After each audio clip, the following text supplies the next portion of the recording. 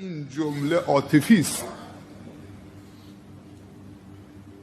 چند بار اگه تکرار بکنید بی اختیار گریه میکنید. اللهم انت ربی، پروردگارا تو رب منیت.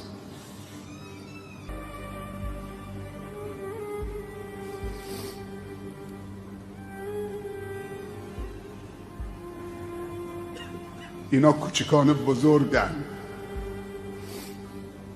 خانواده خوب تربیتشون کرده. من نمیدونم اسمش کیه، از کجاست، برای من مهم نیست. بچه های کوچکتون بیارید تو مجالس خوب، مجالس بزرگان، جاهای خوب. بشین پسرم، بشین. رضیت بالله ربا، با دلت بگو، شاد باشه، دلت شاد باشه که خدا توشه. شکر خدا بکنید که الله مال همه است بدون استثناء. اگر الله ما رو یه قشر خاصی بود چه کار میکردیم؟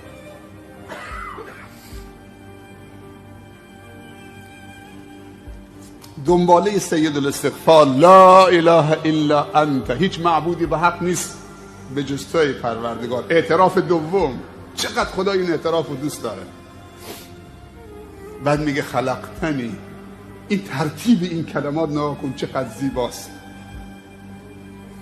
بعد که میگه اللهم انت ربی، تو رب منی، بعد میگه لا اله الا انت، بعد میگه خلقتنی. سبحان الله، تو مرا از عدم به وجود آوردید. خلق ایجاد بعد از عدمه. تو اجازه دادید من ایجاد بشم، تو اجازه دادید بعد از این که منو از عدم به وجود آوردید دلم محلی باشه برای دوست داشتن تو در اونجا بگیرید. تو به من اجازه دادید که رو به تو بیستم، تو به من اجازه نماز خوندن دادید، تعظیم در مقابل خودت دادید، تو اجازه شکرت دادید، تو به من اجازه پرستشت دادید. باور میکنی که هر مسلمانی اجازه پرستش نداره؟ حتی مسلمانه ولی اجازه بندگی نداره. خیلی از مسلمان ها شراب میخورن، ظلم میکنن، حرفای کفر میزنن، نماز نمیخونن. اون داستان اون غلام به شما گفتم که از کنار مسجدی با مالکش میگذشت. اون غلام سیاه پوست اجازه خواست که اجازه بفرما سرورم، من لحظاتی برم در مسجد خانه خدا. گفت برو ولی دیر نکن. اون مالکش بیرون در ایستاد. این غلام دیگه وقتی وارد مسجد شد فکر کرد که تو بهشته. وقتی که وارد راز و نیاز و با رب العالمین شد از خود بی خود شد. اون اربابش از بیرون صداش زد ای غلام زود باش بیا، خیلی دیر کردی، چرا نمیاید؟ این غلام از داخل مسجد صدا زد ارباب نمیگذارن من بیام، اجازه نمیدن من بیام. گفت مالک تو منم. کی اجازه نمیده؟ گفت همون کسی که به تو اجازه نمیده پا تو خونش بذارید. به من اجازه نمیده که بیام بیرون. اون مالک دل منه. احد بلال یادتونه؟ احد احد. شکر خدا بکنید خدا به شما اجازه بندگی داده. خلقتنی و انا عبدک، و من بنده تو هم، و من بر عهد و پیمان تو به اندازه استطاعتم پایبندم. به نعمتهای تو اعتراف میکنم، دنبالشه. هر نعمتی در من و خانواده هست از جانب توست. و ما بکن من نعمت فمن الله.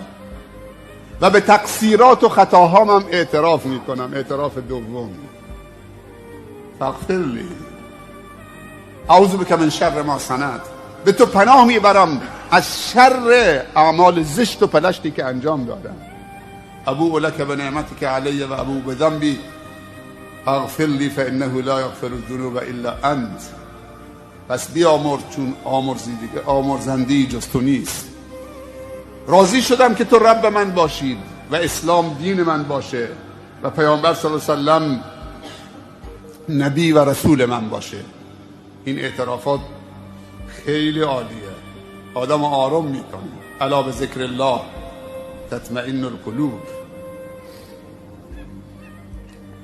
خداوند دو چیز به ما داده، یکی عقل داده که فکر کنیم، مثبت فکر کنیم، زیبا فکر کنیم، مفید فکر کنیم و از خدا بخواهیم که استعداد و هوش ما را افزایش بده.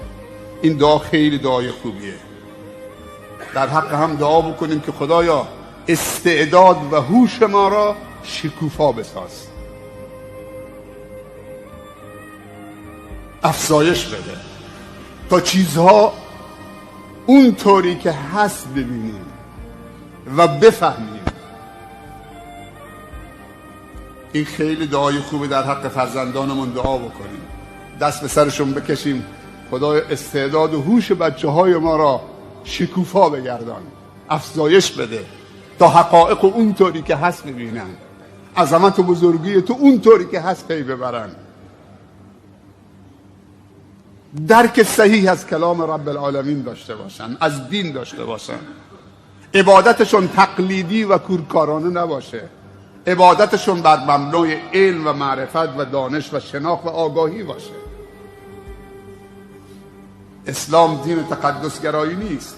مولوی ها و علما حق ندارن و آخوندا مردم رو در جهل و بیسوادی قرار بدن که ازشون پیروی بکنن و بر اونها مسلط باشن.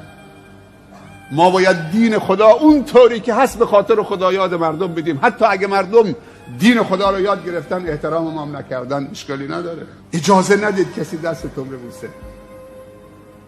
در هر جایگاهی که هستید، هر شیخی که هستید، ما وظیفه داریم که بندگان خدا رو به خدا وصل بکنیم، نه به خودمون.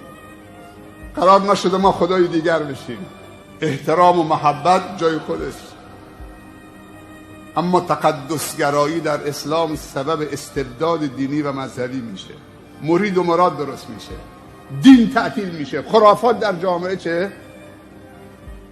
زیاد میشه و اسلام دین خرافات نیست. امشب ما جمع شدیم که تبدیل بشیم.